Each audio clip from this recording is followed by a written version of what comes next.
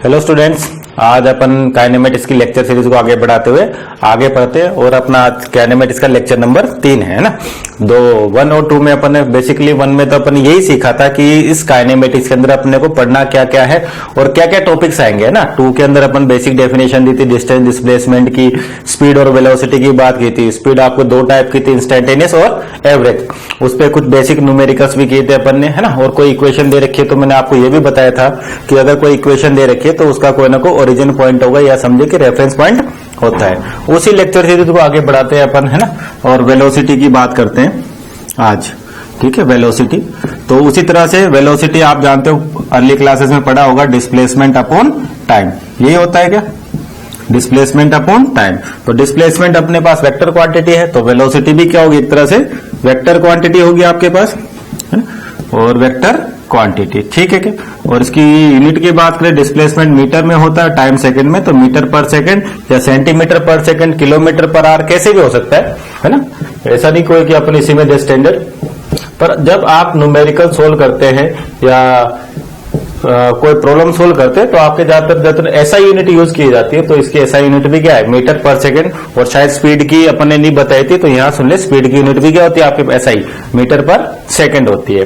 तो उसी तरह से 2 वेलोसिटी होंगी आपके पास, एवरेज वेलोसिटी होगी, ठीक है क्या, और इंस्टेंटेनियस वेलोसिटी होगी। तो एवरेज वेलोसिटी को बोलोगे तो आप क्या आ जाएगा, total displacement upon total time, ठीक है क्या, total displacement upon total time.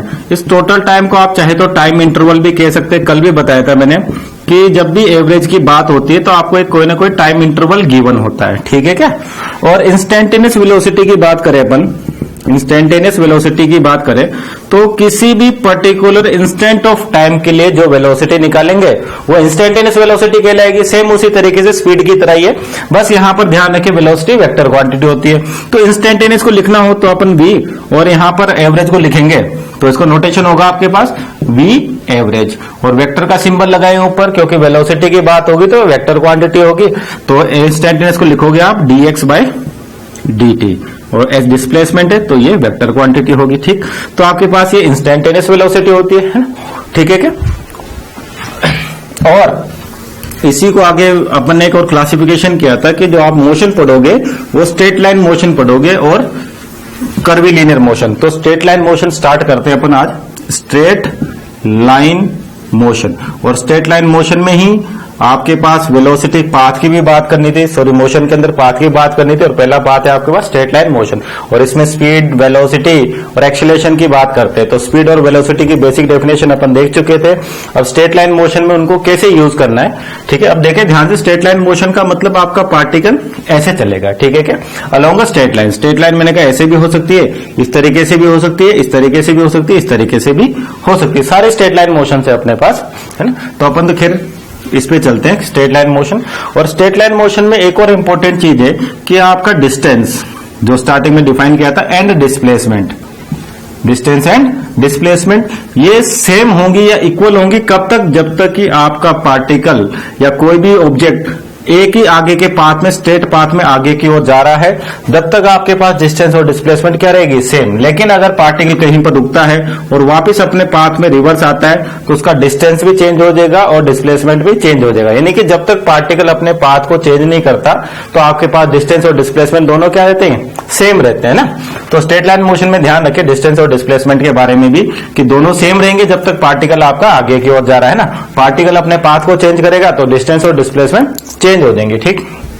तो इसी को स्टार्ट करते हैं स्ट्रेट लाइन मोशंस को, और बेसिक इक्वेशन ऑफ मोशंस को डील करते हैं। उससे पहले जो आपके पास नई जो टर्मिनोलॉजीज है वो है एक्सेलरेशन, ठीक है। एक्सेलरेशन ए वेक्टर क्वांटिटी होती है, ध्यान रखें। एक्सेलरेशन भी क्या डेफिनेशन होता है एक्सेलरेशन की, कि rate of change of velocity, rate of change of velocity, यानी कि आपकी वेलोसिटी में किस रेट से चेंज हो रहा है उसको कहा जाता है एक्सेलरेशन, है ना। यानी कि अगर वेलोसिटी में चेंज आता है तो आपको एक नई टर्म मिलेगी जिसको डिफाइन करेगा अपन ने एक्सेलरेशन, ठीक है क्या। और ये भी 2 तरीके से ही होंगे आपके पास, एवरेज एक्सेलरेशन, ठीक है क्या, और इंस्टेंटेनियस एक्सेलरेशन, इंस्टेंटेनियस एक्सीलरेशन और एवरेज एक्सीलरेशन। कुछ नहीं लिखा हुआ तो आपके पास ध्यान रखें इंस्टेंटेनियस की ही बात करेंगे, और एवरेज लिखा हुआ है फाइंड एवरेज, तो अपन एवरेज एक्सीलरेशन की बात करेंगे। तो अगर एवरेज एक्सीलरेशन का फॉर्मूला डिराइव करें, और आपको अब तक समझ भी आ गया होगा जो डेफिनेशन है उसके अंदर अगर एवरेज जाना है तो आपका जो टाइम इंटरवल है वो फिक्स हो जाता है, किसके लिए, एवरेज के लिए।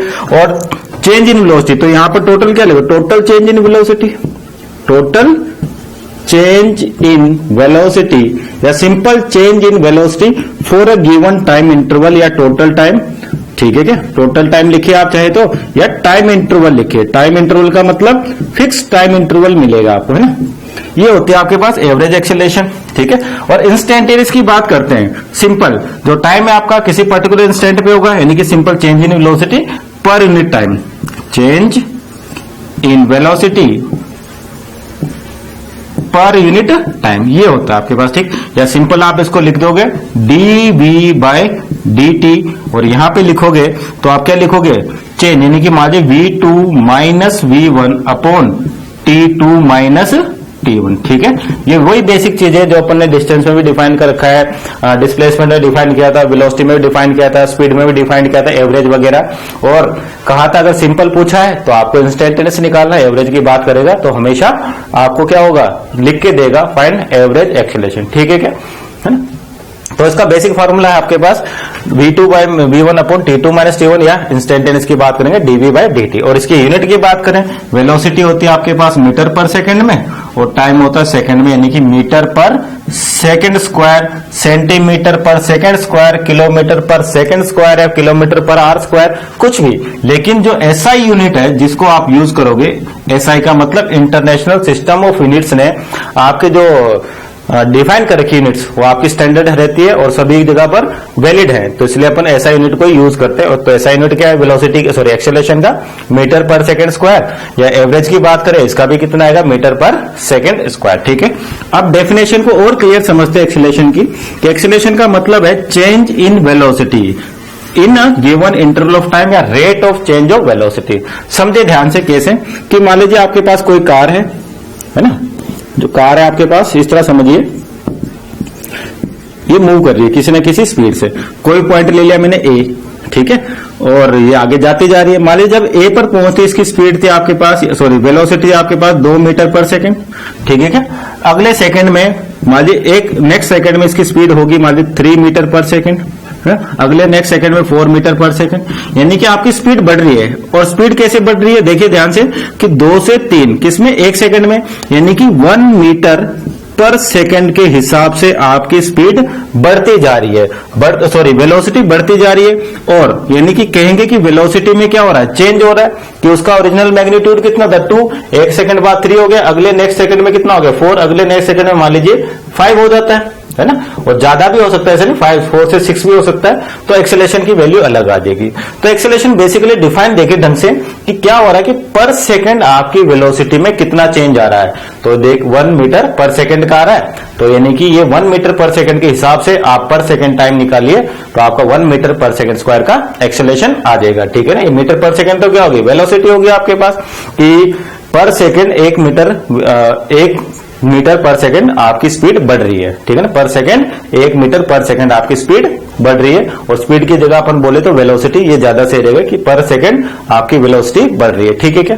अब मान लो और आगे जाते हो आप, है ना, कि मान लीजिए और आगे जा रहे हैं, अब आपकी स्पीड मान लीजिए वापस डिक्रीज होना शुरू हो जाती है, मान लीजिए 4 मीटर पर सेकंड होगी नेक्स्ट सेकंड में, अगले नेक्स्ट सेकंड में 3 मीटर पर सेकंड होगी।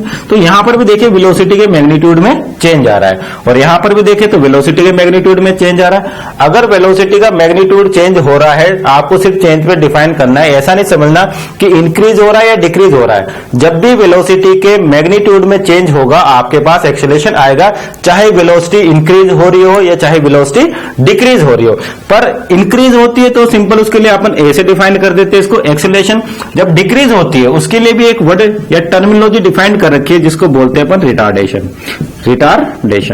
ठीक है, होता कुछ नहीं है, ये इसको लिखते हैं माइनस ए वेक्टर। और माइनस का मतलब आपको बताया था मैंने कि एक्सेलरेशन की डायरेक्शन क्या होगी, रिवर्स होगी। अब आप जानते हो गाड़ी के अंदर की बात इसलिए की क्योंकि जब आप गाड़ी के अंदर आपने देखो एक्सीलेटर आता है, एक्सीलेटर का मतलब क्या होता है, जब भी आप एक्सीलेटर दबाते हो आपकी गाड़ी की स्पीड बढ़ने लग जाती है, उसी वर्ड से एक्सेलरेशन आया है ना। जैसे आप गाड़ी के एक्सीलेटर को दबाते हो स्पीड बढ़ती रहती, सॉरी वेलोसिटी इंक्रीज होती रहती है आपके पास, है ना। तो अब मान लो आपकी वेलोसिटी इंक्रीज होगी, अब मान लो आपको गाड़ी को रोकने तो आप ब्रेक अप्लाई करते हो, क्या करते हो, ब्रेक अप्लाई करते हो, तो क्या होता है उससे आपकी जो एक्सेलरेशन थी यानी कि एक्सीलेटर है वो काम, उसकी वैल्यू क्या होती है, धीरे धीरे कम होने लग जाती है और स्पीड क्या होती है, कम होने लग जाती है ना। तो ये जो चीज कहलाती है इसको कहते हैं रिटार्डेशन, यानी कि जब वेलोसिटी इंक्रीज हो तो एक्सेलरेशन और वेलोसिटी डिक्रीज हो रिटार्डेशन। ये भी एक्सेलरेशन ही है और ये भी एक्सेलरेशन ही है, पर इसको क्या पढ़ सकते हो आप, रिटार्डेशन बोलो या नेगेटिव एक्सेलरेशन बोलो, है ना।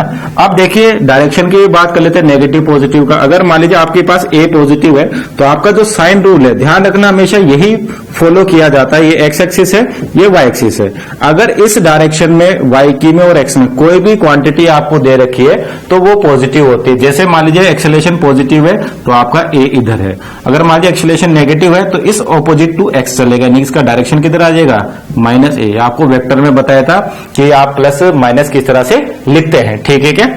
अब यानी कि यहां पर देखें जब स्पीड आपकी वेलोसिटी इंक्रीज हो रही है मींस आपका एक्सेलरेशन का डायरेक्शन इधर है।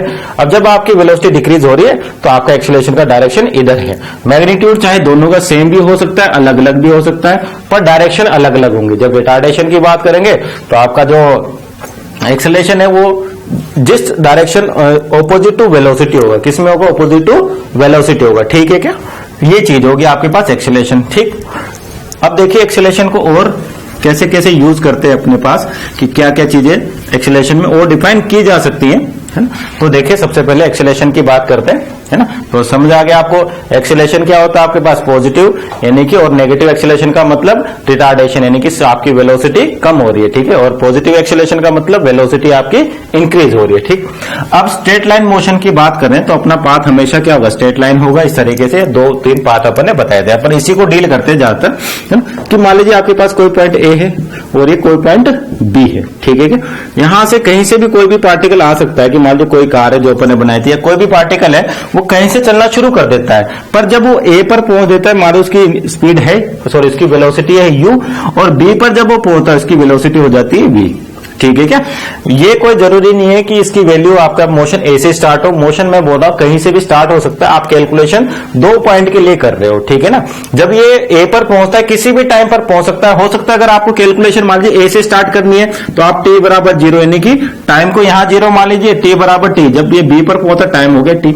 ऐसा कोई जरूरी नहीं कि 0 ही हो, आपको कंडीशंस गिवन होंगी। हो सकता है कि आपका पार्टिकल कहीं पीछे से आ रहा हो, है ना, पर अपन कैलकुलेशन कहां से कर रहे हैं, ए से कर रहे हैं। तो जहां से भी कैलकुलेशन करें उसी को इनिशियल टाइम माने और उसी को ही क्या माने, इनिशियल टाइम मतलब 0 मान ले, है ना। क्योंकि टाइम क्या होता है, ये भी रिलेटिव टर्म है, आप एग्जैक्ट टाइम कभी बता ही नहीं सकते कि इस यूनिवर्स में एग्जैक्ट टाइम क्या है, यानी कि एक तरह से टाइम क्या अपन किसी न किसी रेफरेंस में ले रहे हैं, ठीक है क्या।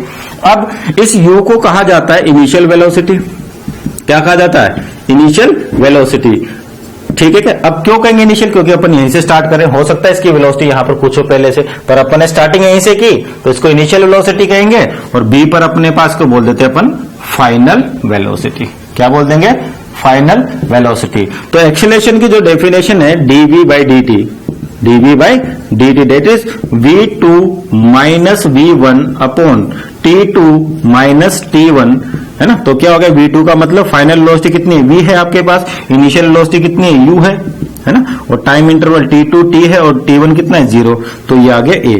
तो यानी कि यहां से v इज इक्वल टू, अगर सोल्व करें इस इक्वेशन को तो ये आएगा u प्लस at,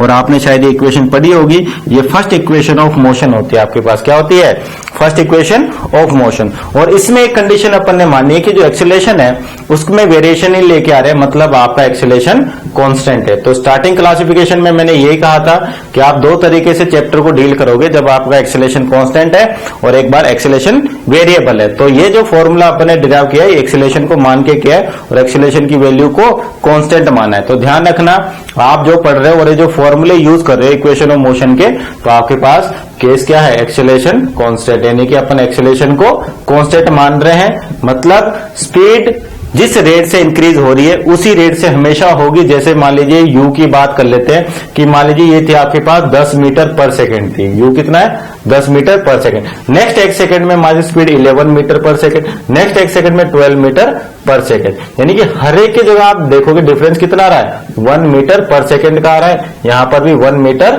पर सेकंड का आ रहा है, ठीक है ना। तो यानी कि जो आपकी इंक्रीज हो रही है स्पीड या स्पीड में जो सॉरी वेलोसिटी में जो चेंज आ रहा है वो सेम आ रहा है हर जगह पर, और कितने का आ रहा है 1 मीटर पर सेकंड का आ रहा है, यानी कि चेंज इन वेलोसिटी कितना है 1 मीटर पर सेकंड, और पर सेकंड यानी कि पर सेकंड वेलोसिटी में ये चेंज है, ठीक। अगर मान लीजिए 10 से डायरेक्ट मान लीजिए 11 हो जाती है एक सेकंड में, अगली बार जाके 12 हो जाती, तो यहाँ पर जो speed change sorry velocity change हुई 1 मीटर पर सेकंड की, और यहाँ पे 2 मीटर पर सेकंड की, तो यानी कि जो आपका चेंज है वही अलग अलग आ गया। तो यहाँ पर एक्सीलरेशन कांस्टेंट नहीं है, एक्सीलरेशन की वैल्यू यहाँ तो आपको दिखेगी 1 मीटर पर सेकंड स्क्वायर, और यहाँ पे दिख रही है 2 मीटर पर सेकंड स्क्वायर, यानी कि पर सेकंड एक्सीलरेशन अलग अलग आ रहा है, तो एक्सीलरेशन आपका कांस्टेंट नहीं है। तो अपन क्या मान के चल रहे हैं, अपन पहला केस किसका होगा आपके पास कांस्टेंट एक्सीलरेशन का होगा, यानी कि जो नीचे वाला केस अपन ने डील किया है। रिटार्डेशन भी होगा, तो मान लीजिए 12 से कितना होगा 11 होगा, 11 से 10 होगा पर सेकंड, ऐसा नहीं 2 सेकंड, मान लीजिए यहाँ पर 1 सेकंड लग रहा है और यहाँ पे 2 सेकंड लग रहे हैं, ये भी आपका कांस्टेंट एक्सेलरेशन को वैलिड नहीं करता। तो ध्यान रखें रिटार्डेशन हो चाहे एक्सेलरेशन हो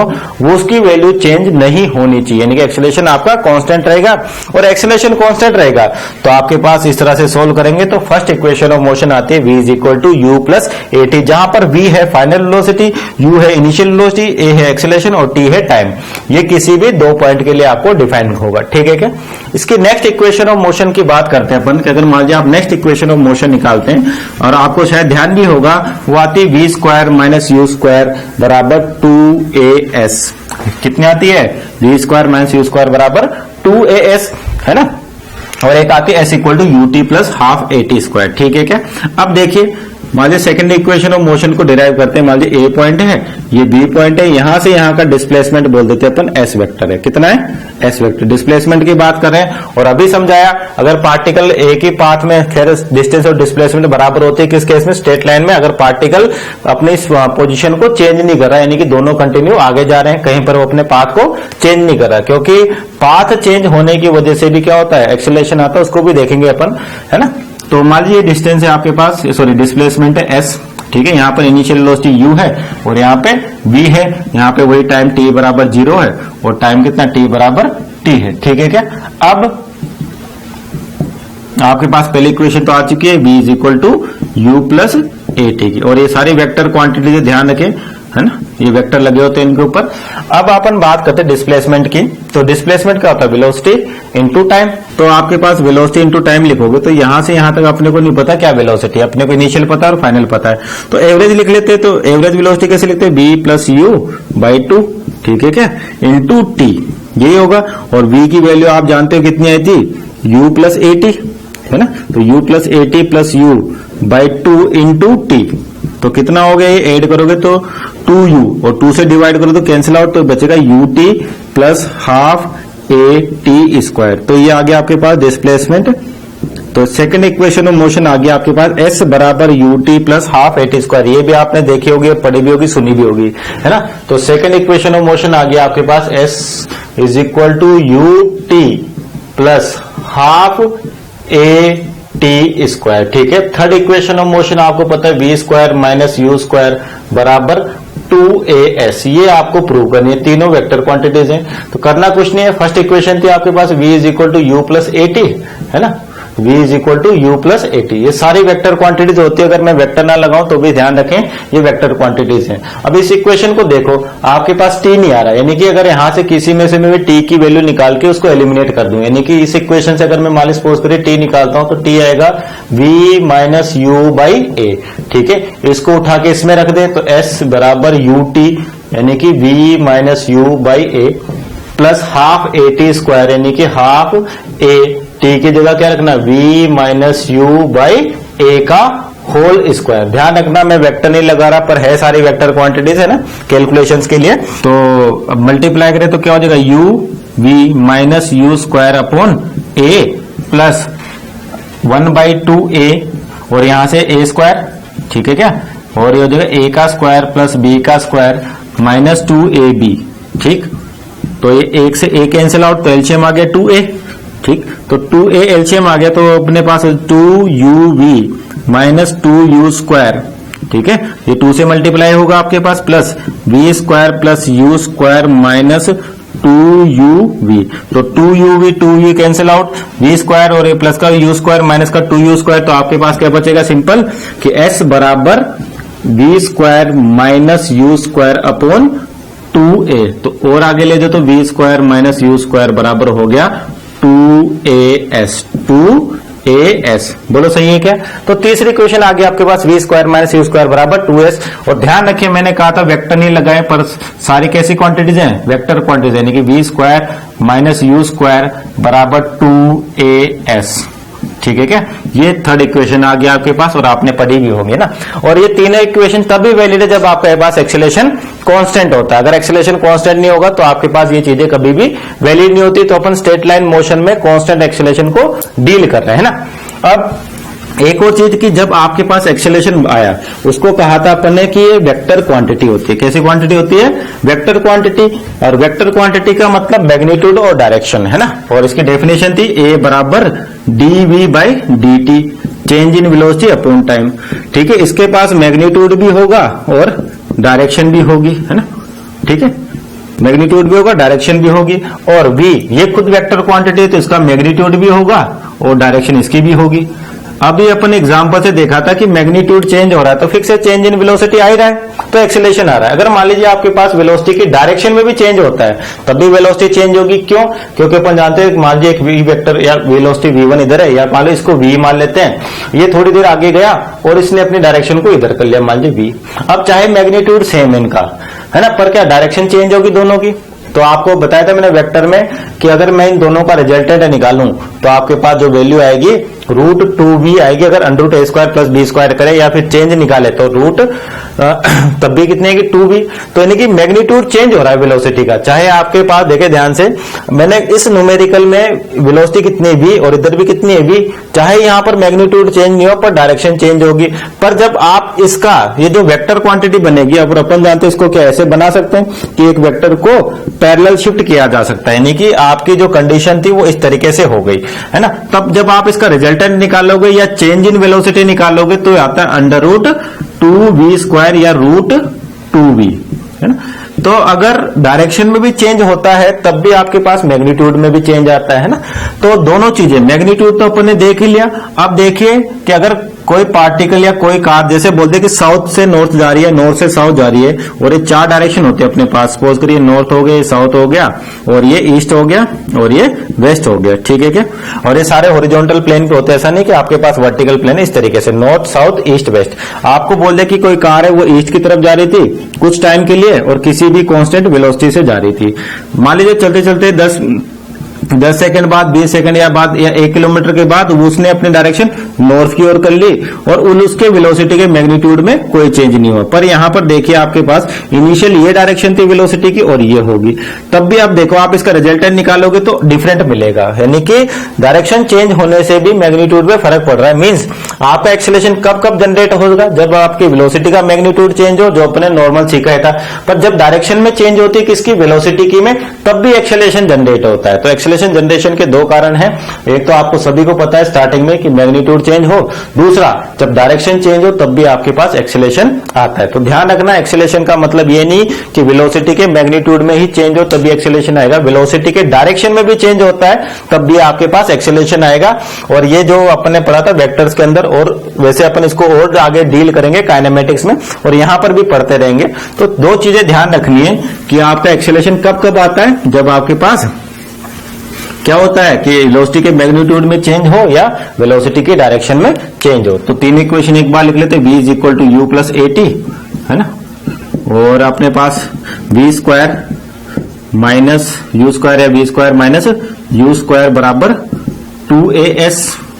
और तीसरी इक्वेशन है आपके पास s is equal to ut plus half at square, half at square. ठीक है। और तीनों इक्वेशन कब वैलिड है, जब आपके पास एक्सेलरेशन कांस्टेंट है। हालांकि फोर्थ इक्वेशन होती है कि distance travelled in a particular interval of time, ठीक है।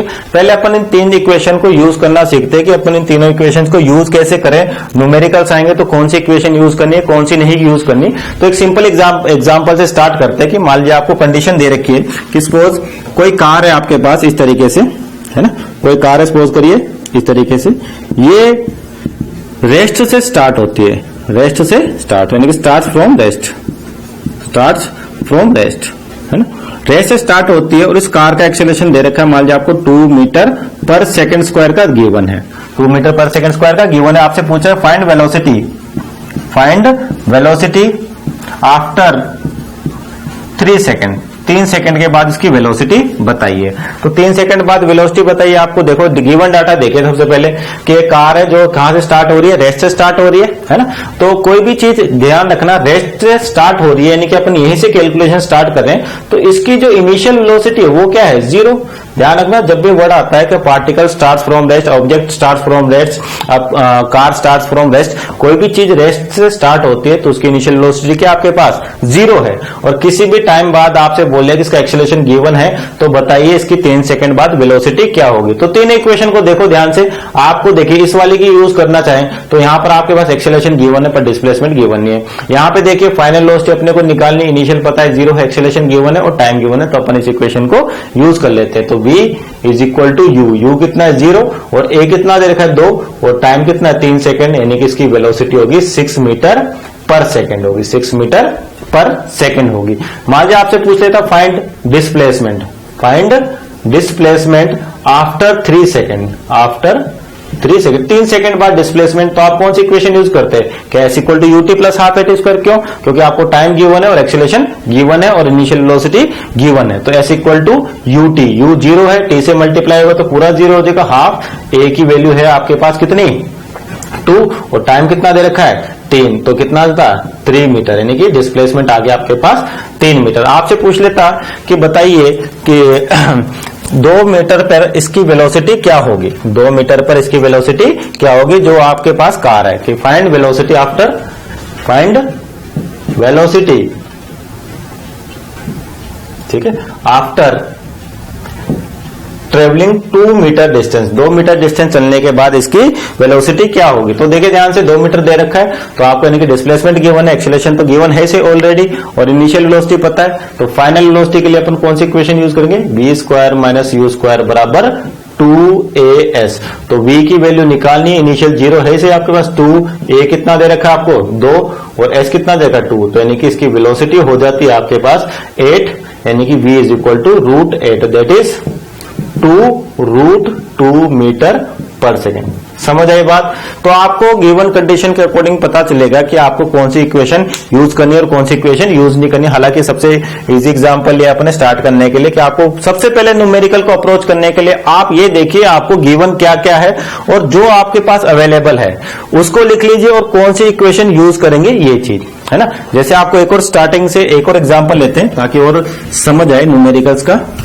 और फिजिक्स के अंदर यही है, आप जितनी न्यूमेरिकल प्रैक्टिस करोगे आपके कंसेप्ट उतने ही क्लियर होते रहेंगे। जैसे एक सिंपल एग्जाम्पल लेते हैं, अच्छा सा है, पूरा लिख भी देते हैं। A car starts from rest, a car starts from rest, यानी कि कोई कार है जो रेस्ट से स्टार्ट होती है and travels a distance, yes travels, simple बोल दिए, car start from rest and moves with, starts moving with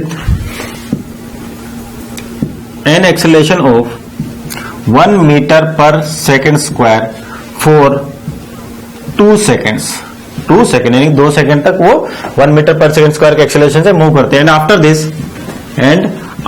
this it moves with constant velocity for next 4 seconds, then after it retards with acceleration an acceleration या simple acceleration 1 metre per second square and comes into rest,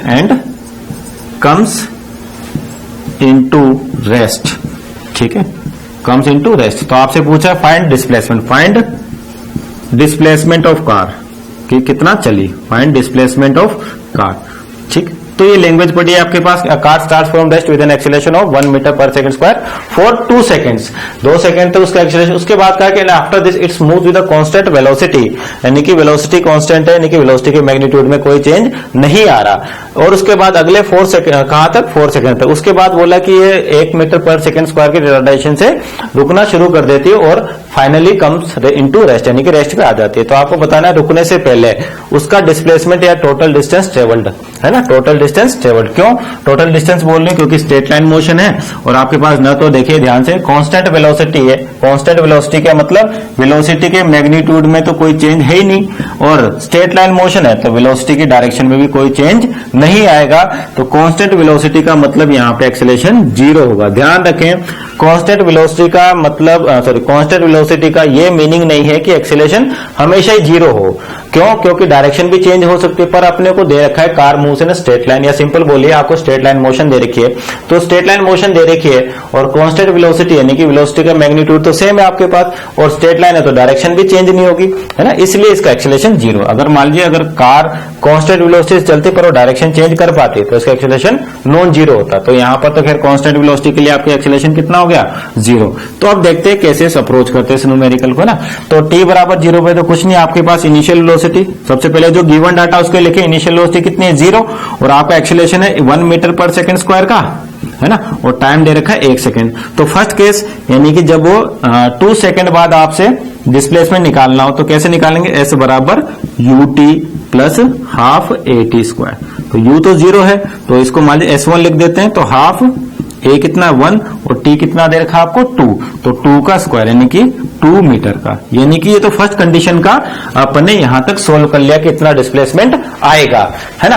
अब उसके बाद क्या बोल रहा है कि car उसके बाद कांस्टेंट वेलोसिटी से चलती है, यानी कि एक्सेलरेशन कितना हो गया 0। ध्यान रखना अभी समझाया मैंने, वेलोसिटी का मैग्नीट्यूड कांस्टेंट है, इसका ये मीनिंग यहां पर एक्सेलरेशन कितना है 0। अगर मान लीजिए 0 क्यों लिया, क्योंकि स्ट्रेट लाइन मोशन है, क्योंकि डायरेक्शन तो चेंज हो ही नहीं सकती यहां से, क्योंकि एक्सेलरेशन 2 कारणों से आता है, अगर वेलोसिटी के मैग्नीट्यूड में चेंज हो या वेलोसिटी के डायरेक्शन में चेंज हो। पर यहां पर तो देखिए मैग्नीट्यूड भी कांस्टेंट है और डायरेक्शन तो चेंज हो ही नहीं रही, क्यों, क्योंकि अपन स्ट्रेट लाइन में चल रहे हैं, ठीक है क्या।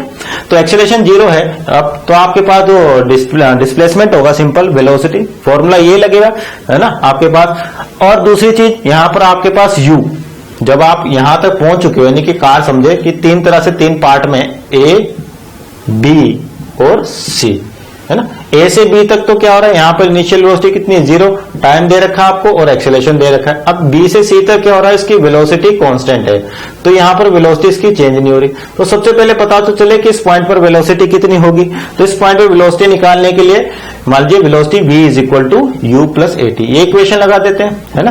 तो v is equal to u कितना था यहाँ पे 0, a कितना था इसका 1 और टाइम कितना है 2, तो वेलोसिटी कितनी होगी इसकी 2 मीटर पर सेकेंड। यानी कि जब ये यहां पर पहुंचा तो इसकी वेलोसिटी होगी आपके पास 2 मीटर पर सेकेंड की, और ये इसी स्पीड से या इसी वेलोसिटी से 4 सेकेंड तक चलता है। तो अपन जानते हैं डिस्टेंस और डिस्प्लेसमेंट, स्ट्रेट लाइन मोशन है, अभी आगे जा रहे हैं, रुके नहीं है, तो चाहे डिस्टेंस निकालो या डिस्प्लेसमेंट निकालो।